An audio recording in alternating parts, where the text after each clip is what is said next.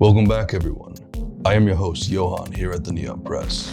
On today's episode of Blockchain Know-How, we are going to help answer the question of whether or not the cryptocurrency you are looking to invest in is a scam, or is it legit?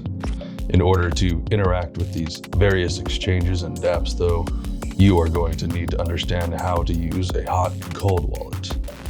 You can check that out here. Now, before we start, I am going to try to remain as neutral as possible to prevent over or under promoting projects. The facts should paint the story clear. So how do we actually tell if a company is a scam or not? Well, the answer is multifaceted. Of course, the first thing you will hear everyone tell you is to read the company's white paper off their website before you do anything else. I agree, but there is so much more behind this answer than what is ever given, so I'm here to break it down today. Read the white paper because it should detail everything that is going to happen in the company. This should include things such as how the company generates a profit, how its profits are then distributed, how the company is governed, a roadmap with more details the better, communities like their Twitter or Discord, and of course we want to know who is behind this project as well.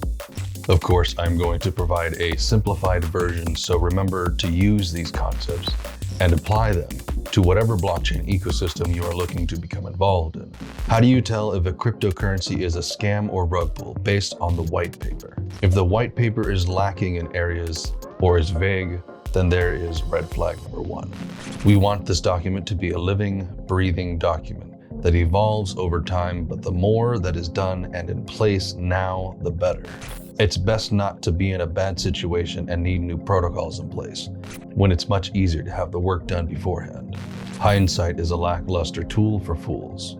Foresight takes time and effort, and that is what you want out of your developers. The next aspect we want to question is, how is cryptocurrency generating a profit? Minting and bonding offer incentives to bring new investors into their space.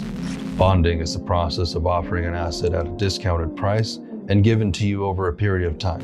Minting allows you to randomly generate a new NFT at a predetermined floor price.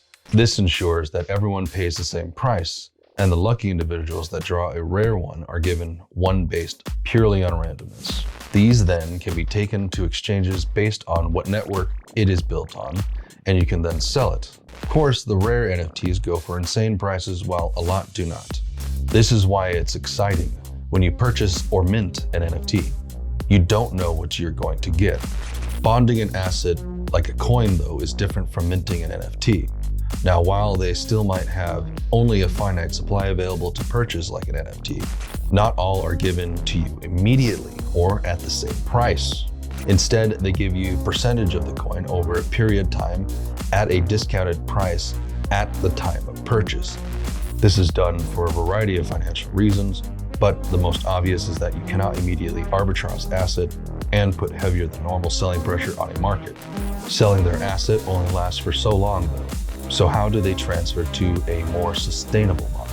The first thing I look at is the network support, either through proof of stake or proof of work, meaning they have to have a lot of ASIC or GPU miners to support the network, or they have to have a large amount of capital in the liquidity pool. The second thing that I would look at is the company roadmap. The white paper should include a well-written roadmap, or what they are planning to do in the future. Remember that it is always better to be preemptive in nature to policymaking and governance with your company, the coin, and well, everyone else's money. I want to see a plan that seems like it's solid enough to stand the test of time, and far more importantly, the developers can adapt to situations as they arise. This leads us to the next topic. How can you tell if the developers are trustworthy? Of course, the past does repeat itself generally, but a good or bad track record is not a guarantee, but a decent place to look at first, if you can. With the rise of the blockchain space, we are no longer dealing with our native companies only. Everyone that has access to the internet is involved, so the variety of nationalities inside the cryptocurrency space is vast. This, of course, has led a lot of developers remaining anonymous, or what they call being anon. The term used in the blockchain community, though, is KYC, or Know Your Customer, because of the anon stance of some developer teams and, well, the entire company potentially having financial positions in the company. New regulations want to push for government-issued identification cards becoming mandatory for purchasing or selling any blockchain asset. Regardless, I want to know the developers. So if they are choosing to remain anon after their community has asked for them to reveal themselves is sus and another red flag. A good trait is to be able to see who these people are, what they have done, and more importantly, whether or not they are active in their own community. This leads to another aspect I would look at, and that would be the community. What is their community like? Is the community helpful? Are they positive about the future of the project? Or are they negative about it? Are they unsure? These are the things that you want to begin looking into yourself, because these are the things that change over time based on the circumstances at the time affecting the community, and can truly tell you whether or not the developers are doing a good job and communicating changes to their shareholders. These communities are built on various different networks like Discord, Twitter, or even Telegram. Before I go over the undiscussed topic, I want to discuss the last thing you can look at that is public knowledge, because it is on the white paper, and that is, how are the profits then distributed to me?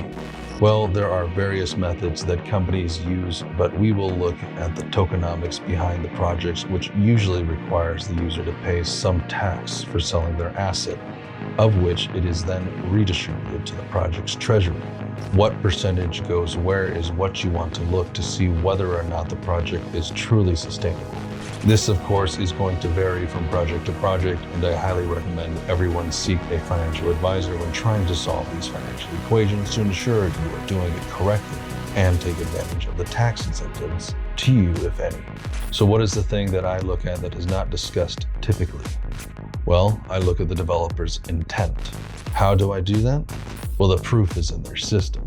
You can easily gauge this off their community and how everyone is reacting. Again, you have to be aware that there are people that will intentionally FUD or provide what is called fear, uncertainty, and doubt into a space while not being transparent about their own position in or against the company. The same thing applies to people that overhype an individual project as well.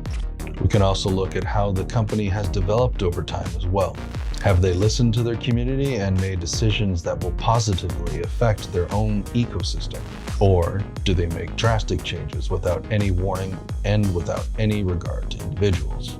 How they are reinvesting into the company is another important gauge to discover the intent of the team as well. We can look at how they are then managing the treasury and what sort of investments they are making, if any.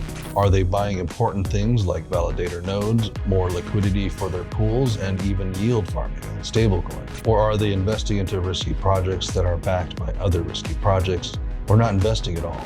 The saying goes that evil conquers when good men sit idle. The same thing applies here. Except evil is your investment dwindling and then becoming unpegged for no liquidity. This means you're stuck with an asset that has no value and no way of selling. These are the harsh realities of investing into crypto, and why I advocate for safety while participating in various crypto projects. Please stay safe, and I hope to see you on the blockchain.